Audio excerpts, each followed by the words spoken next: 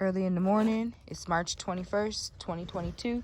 This is how I'm growing potatoes. I don't know how anybody else does it, but this is how I'm going to work on it this year. I made a couple of in-ground beds here. There's 1, 2, 3 beds. I practiced so that I'll be able to hold the camera and show you. But first I went to the store and I got my potato here.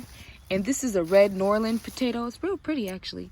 And what you see right there is what we call the bud, the root, but it's really called a chit, C-H-I-T. So the potato's chitting.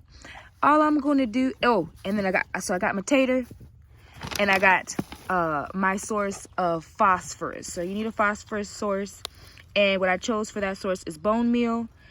All I'm going to do is, I made these beds out of hay. The hay is what I had. It's organic hay. It's not straw. It's hay. But you can use straw for this. And I put some soil down that I made.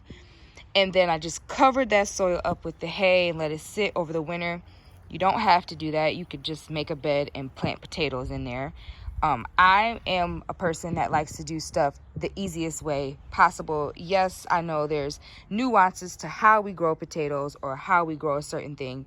But if you make stuff too hard for people, it just becomes too cumbersome for my mind and for me to explain to others. So I put my hand down in this hay, and I actually came to a spot where there's no soil. I don't have any soil. That's going straight down the cardboard. So all I got here is some soil that I added some phosphorus or bone meal to right here.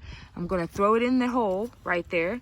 I'm going to take the potato with the chit up to the sky. I'm going to set it down right there. I'm going to take some more soil. I'm going to throw it on top right there.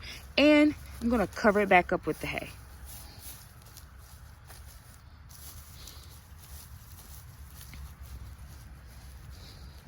I'm making pretty deep holes here. Right here, I've hit some soil, so there is soil there. All I'm gonna do is take a red Norland potato out of the potato bag. I got these from, you can get these from a local feed store. You can get them from Lowe's. I got these for $1 a pound from a place called Miller's in Norwalk. I'm gonna set this straight in the hole like that.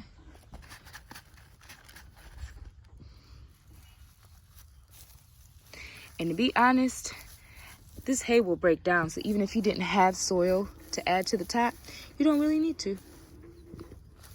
These take about 90 to 100 days until harvest.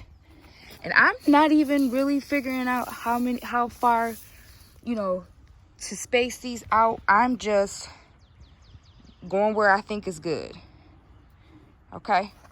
I'm taking the thought out of it and just, trying to learn how to do things the easiest way that I can. So I got some soil right here.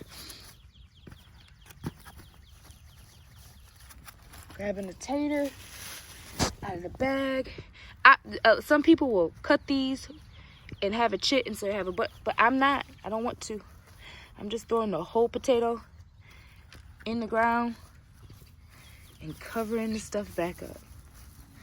That's it. That's all I want to do. I don't want to make my mind think too much because, growing stuff for me is therapy.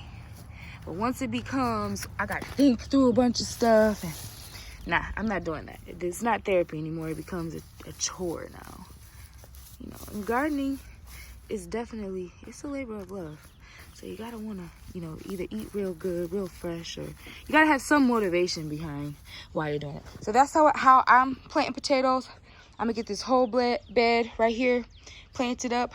Real cool thing I built right here. I guess it's cool, I don't know. I did like a bird's nest. I just took some hay, the old flowers from hanging baskets.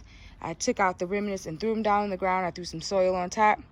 I threw some peas in there. I topped the peas off with soil. And hopefully what I'm hoping is that the sugar snap peas will grow up this branch that I pulled out of my sister's backyard. So yeah, that's what I got going on.